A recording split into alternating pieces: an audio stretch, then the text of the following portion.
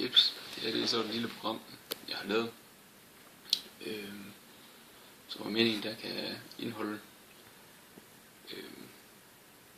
koden til alle ens brugere, man har, uden at det egentlig bliver gemt nogle steder, men at man hurtigt kan genskabe den kode, som man har. Man starter med at indtaste sin personlige kode, som kunne godt være den, man bruger på alle ens hjemmesider, hvor man sikkert kun har en kode. Så den taster man ind først. Og så for at det ikke skal være så let at backtrace for hvad ens kode kunne være, så er der en kode 2, hedder det, som enten kunne være en kode, man mere gerne vil have ind, eller ens fødselsdato eller CVR-nummer. Lad os sige, at jeg har fødselsdag den 24. december i 1990.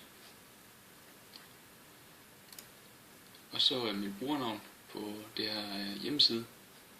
Lad os sige, at mit brugernavn, det er Jakob Albertsen. 90. Og så og for en hjemmeside, man har den her bruger på, der kan vi jo for eksempel skrive Facebook.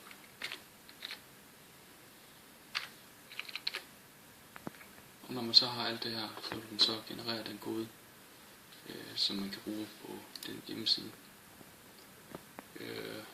Og der kan vi sige, at der kommer den til at stå der. På 8 bogstaver. Og der er lavet sådan, at man skal have 8 bogstaver, eller 8 cifre i sin personlige kode. Og de andre, der skal man bare have en karakter. Men det er meget vigtigt, hvordan der man skriver de her felter ind. Og for eksempel hvis vi ser hjemmesiden, i stedet for at bare skrive Facebook, så vil vi måske skrive www.facebook.com. Når vi så skriver det sådan der, så kommer vi til at generere en helt anden kode.